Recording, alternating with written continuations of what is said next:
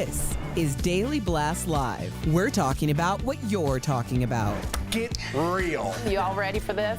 Dun dun dun dun. No. Nope. Just This stop. is a sham. Welcome to DBL. It's Tuesday, September 21st. I'm Jeff here with my good friends Al and Tori. Feeling good? Feeling good. I like it. You guys got some fall colors. It's the first day of fall going, right? Earth tones. All right. You said it weird, but whatever. All right, let's get after it, guys. The stars are back in the ballroom. Last night, the 30th season of Dancing with the Stars kicked off. All eyes were on Olivia Jade, of course, who performed the salsa with her partner Val. She got good scores from the judges, she sure did. But some people on social media blasted Olivia after she said she is best known as a social media influencer and made no mention of the college admission scandal. Oddly enough, or her mother, because that's probably why she's famous. Beverly Hills 90210 star Brian Austin Green got paired with his real-life girlfriend, pro dancer Sharna Burgess, but people are saying that's an unfair advantage. And Martin Cove from Cobra Kai underwhelmed the judges and barely even moved on the dance floor, a la Gary Busey. Guys. And JoJo Siwa made history by dancing with the same-sex partner. The pair recovered after JoJo's partner stumbled during the routine. Still, JoJo and her partner received the highest scores of the night. Now, I got a lot of dirty looks around this room by asking who is going to lead in the same-sex partnership. Listen, question. People got very scared. Parts of their body got tighter, okay? And I was asking a very valid question. I even asked Tyra Banks when we interviewed her, who leads? Nobody answered me. Everyone thought that was very off limits. But if the pro would have been leading in this situation, maybe they wouldn't have stumbled. Oh, but the pro is the one that stumbled.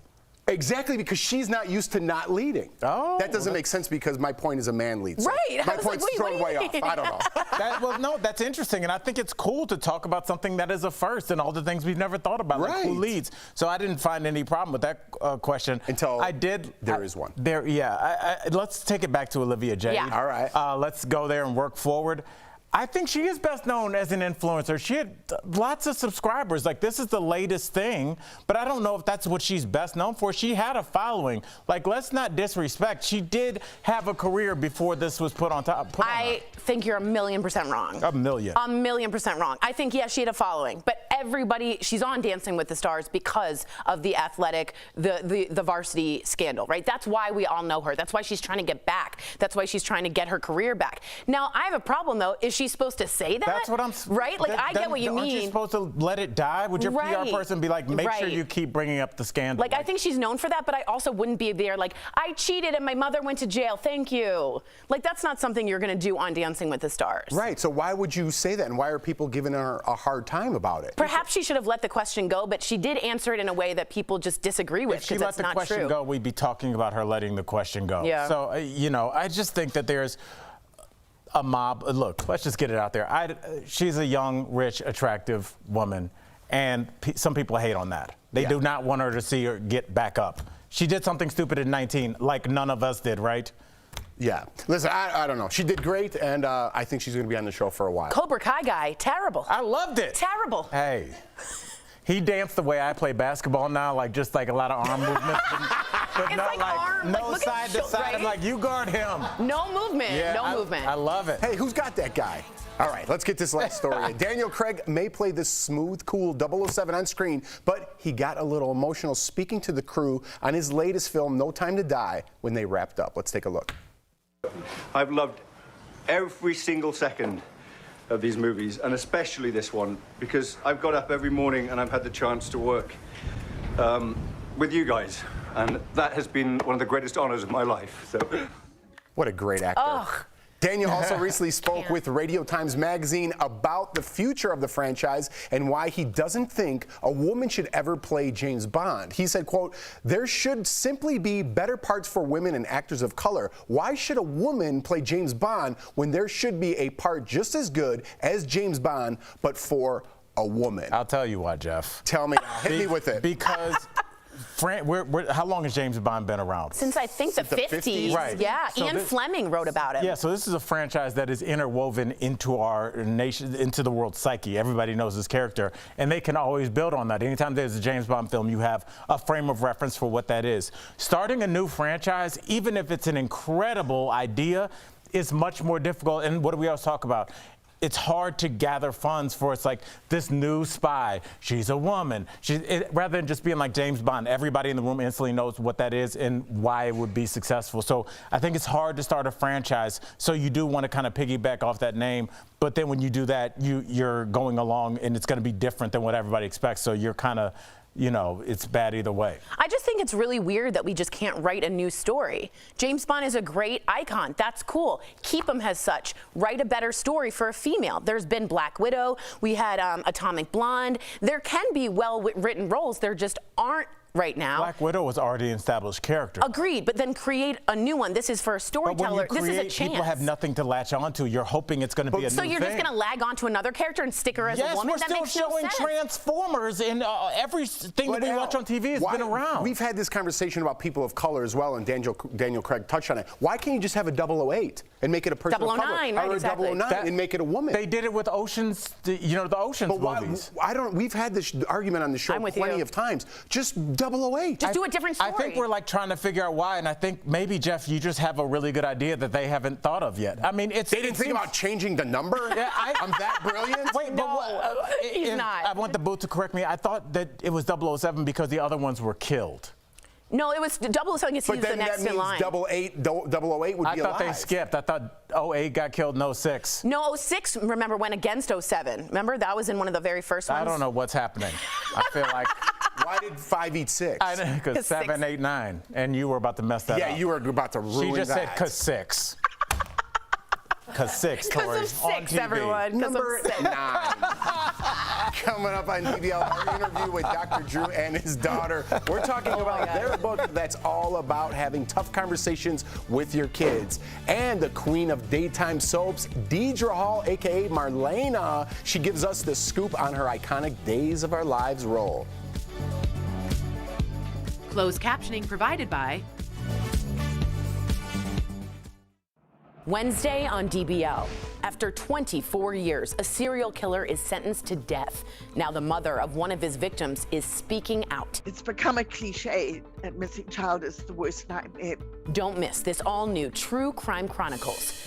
Plus, from the hit TLC show Dr. Mercy. In one of the episodes, you'll actually see me run into the bathroom. That's Wednesday on DBL.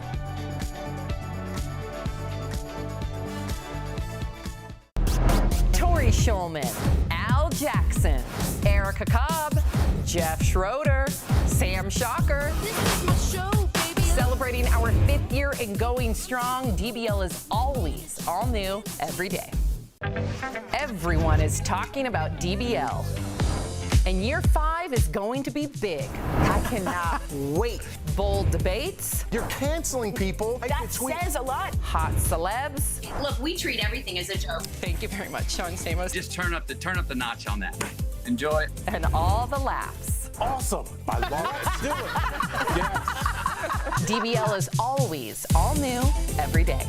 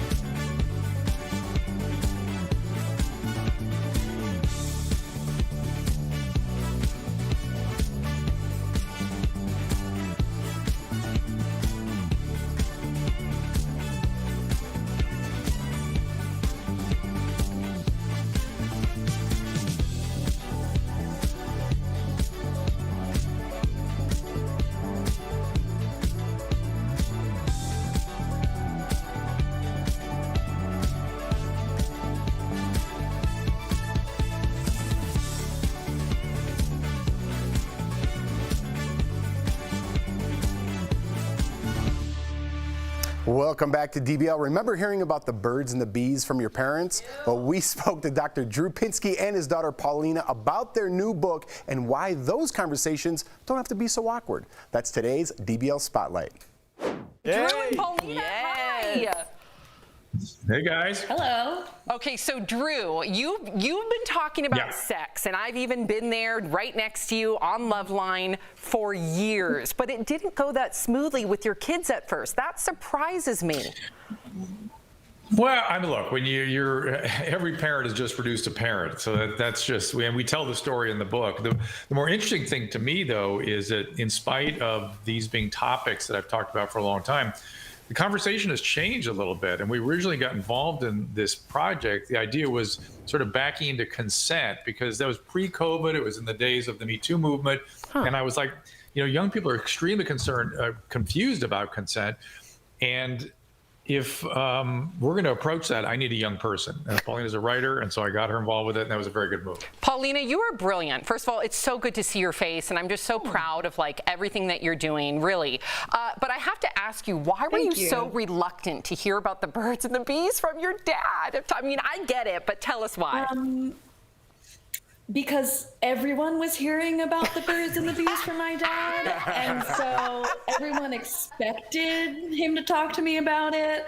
And so I knew it was coming, and I knew that people were getting information, but I had no desire to hear that information. I know I would start. She would bounce forward with crazy questions. I go, okay, here you go, and she'd run away screaming. So, but listen, This book is not about that. It really isn't. We tell those stories, but this book is about how to have healthy relationships, how to navigate relationships and consent, all kinds of relationships, romantic relationships, relationships with adults, relationships with your parents. We really are focused.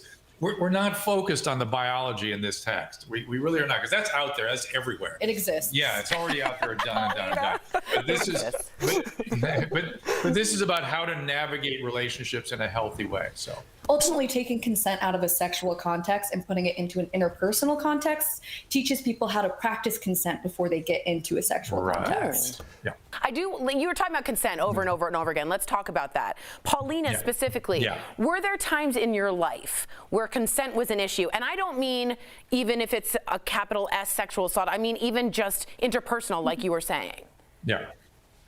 Absolutely. I think throughout my life, I learned different ways in which I did or didn't consent because we wrote this book. So obviously in a sexual context, I had blurry consent throughout college. I would use alcohol to initiate sex, and it left me feeling emotionally bankrupt and not good about myself. And then too, as a child, I feel like I was put into dynamics with older adults that maybe weren't healthy for me. And I didn't really know the signs and signals for what was an inappropriate relation. And so through writing this book, I think we are able to provide guideposts for people so that when they go through these relationships, they know when they're relating to someone in a healthy way or not. You said something rather profound last time we were out talking about this book, was that if you'd had this in college, you would have avoided a lot of unpleasant situations. Absolutely. I didn't learn about consent until orientation week. Wow.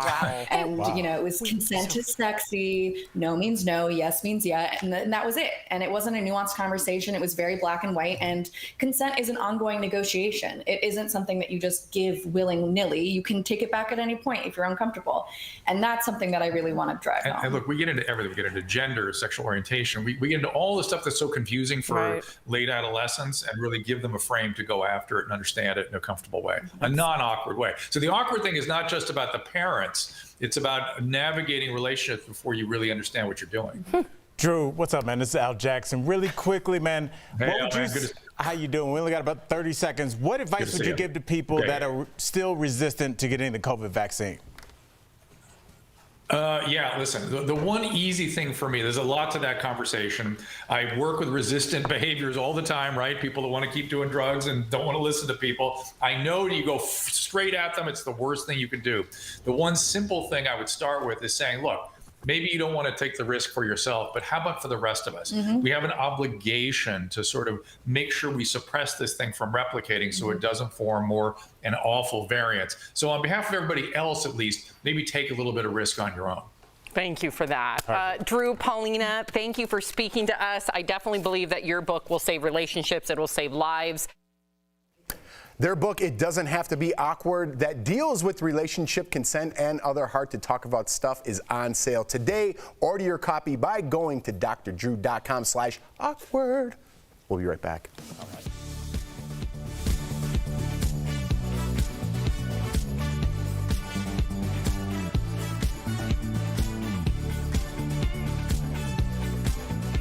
Verify here with your fast fact. When President Joe Biden was on the campaign trail, he pledged to address the amount of outstanding student loan debt.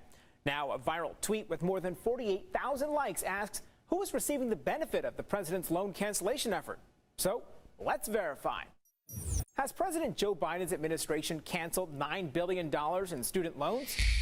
These are our sources. The Department of Education pointed us to 3 programs since President Biden took office. One discharged or canceled $1 billion of loans for students who proved their lenders engaged in misconduct. Another discharged more than $1 billion in debt for some former students at ITT Technical Institute, which closed in 2016. And a third is a program that discharges loans for people with disabilities. Last month, education officials said it approved nearly 500,000 people for the program, so it's true. When these programs are combined, President Biden's administration has canceled $9 billion in loans. However, that's just the drop in the bucket. The Federal Reserve estimates that's not even 1% of the nation's total student loan debt, currently held by nearly 80 million Americans. With your Fast Fact, I'm Brandon Lewis.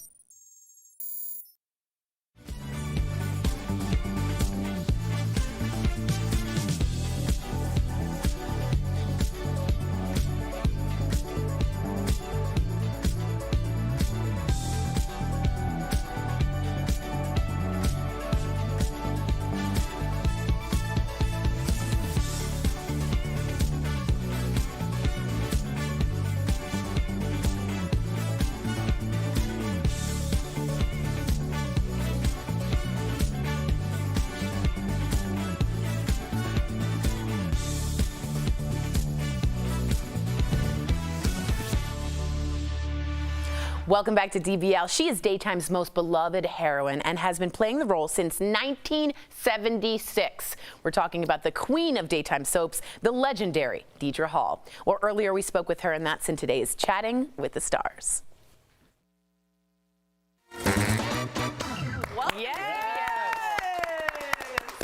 Oh, thank you. How cute are you? Thank you so much. Aww. So good to see you. Now, in 2018, you took us, DBL, behind the scenes of the Days set. Let's take a little look down memory lane.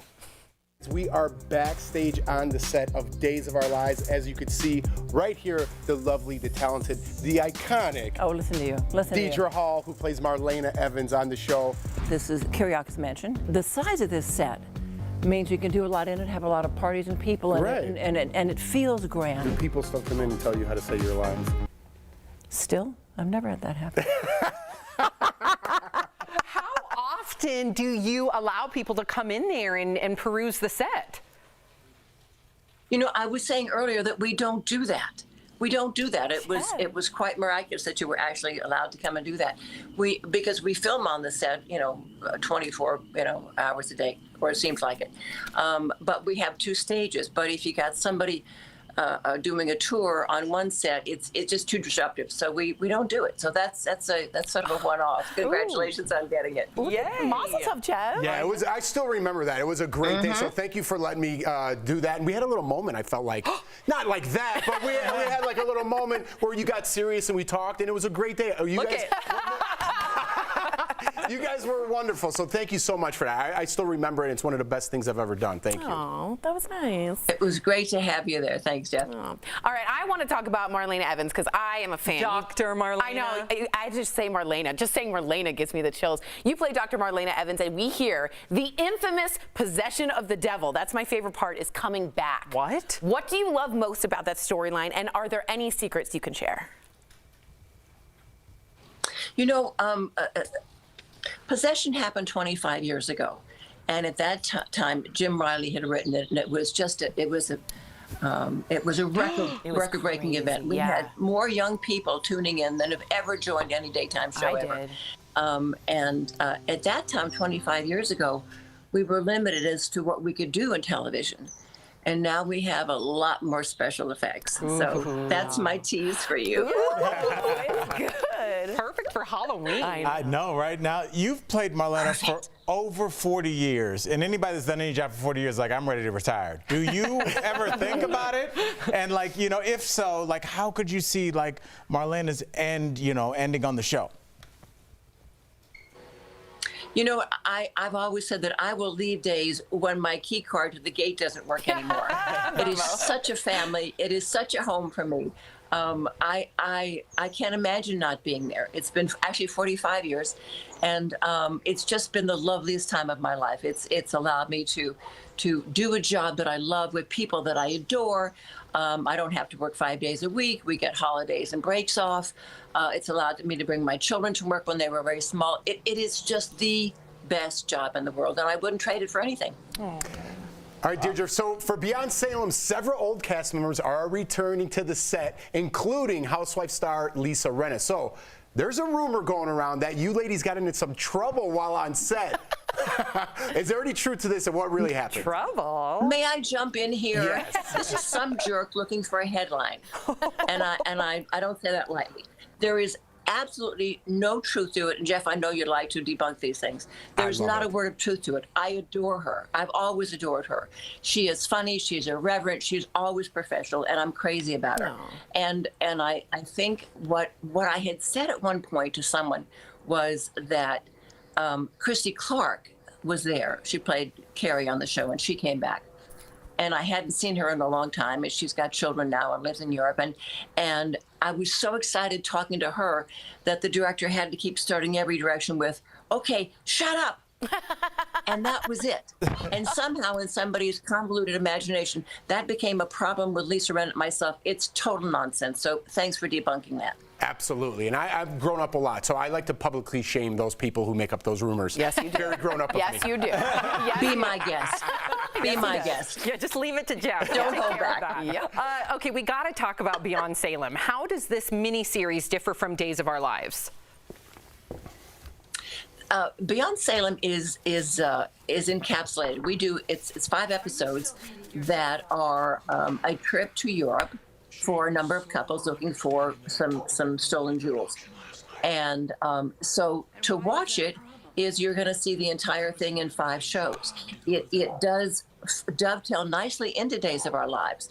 But if you've been away for a while and you really want to see something fun and a romp with a lot of your very favorite people, this is the way to do it. And it's on Peacock, and it's going to keep streaming. So that's what it is. I love that. And to our DBL Nation, we know that you guys are fans. So Days of Our Lives, Beyond Salem is streaming on Peacock now. Be sure to check it out. Deidre, we're such fans of yours. Thank you so much for joining us. Absolutely. It's Marlena. Thank you all. Bye. Tori, call me later. Okay, well, have a good day. Bye. Promotional consideration is brought to you by... All of this can be a lot to keep track of for parents, especially new parents. So today we're verifying some of the most asked questions from parents.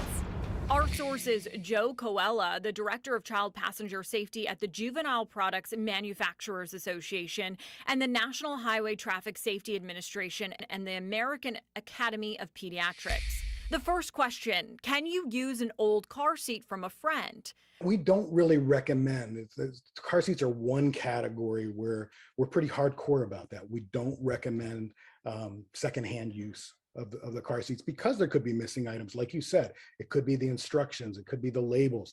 The car seat could be beyond its useful shelf life. The National Highway Traffic Safety Administration has a checklist if you're thinking about using a secondhand car seat. It includes making sure it's never been in a crash, all the labels are still on the seat, and that it has no recalls. Next, does a higher priced car seat mean it's going to be safer? Price is not the only factor. It's definitely a consideration for parents because parents know what they can afford. And all car seats have to meet the same stringent federal standards, regardless of the price. And finally, when should my child switch from rear-facing to front-facing? The American Academy of Pediatrics says is that children should ride rear-facing for as long as they can. and that means facing the rear of the vehicle. And as long as they can means until they reach the upper height limit or the upper weight limit provided by the manufacturer of that car seat. According to the National Highway Traffic Safety Administration, kids should ride rear-facing until they're at least 1 year old. The American Academy of Pediatrics says children should ride in rear-facing car safety seats until at least age 2 years old. Both agencies note there is a chance kids could ride rear-facing all the way until they're 3 or 4 if they haven't reached the height or weight limit to move to forward-facing. With your Verify, I'm Megan Bragg.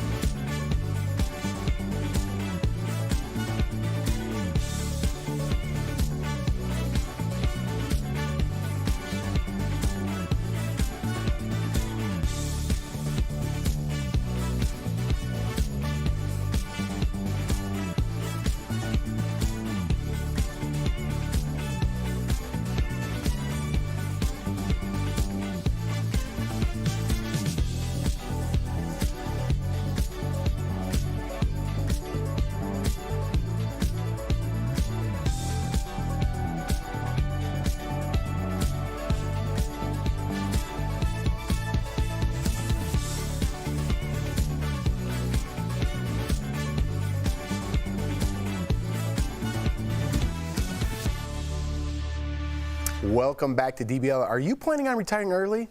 I am. With healthcare tied to employment in the U.S., people who retire early can have a hard time getting covered until their Medicare benefits kick in at 65. We're chatting about it on today's Bang for Your Buck presented by The Hartford. So if you're looking for a healthcare plan, the best place to get covered until your 65th birthday is healthcare.gov. Recent changes limit the cost of ACA health plans to just 8.5% of your income. You can keep the plan for as long as you need, and they are available to almost anyone who needs health insurance. You can also explore your state's Medicaid coverage. And for people leaving a full-time position with benefits, Cobra could be the option for you. This plan lets you keep your health insurance by paying the premium yourself. For quality and affordable insurance, the Buck's got your back. The Hartford will be happy to provide you solutions. Call the Hartford at 1-800-683-7108 or visit thehartford.com to learn more. That was way too much for Big Jeff, but they're paying the bill. Yes, and also do your research. Like, once you learn something, it could save you a lot of money, so do it. Shout out to Hartford. And pay attention in school. We'll see you tomorrow.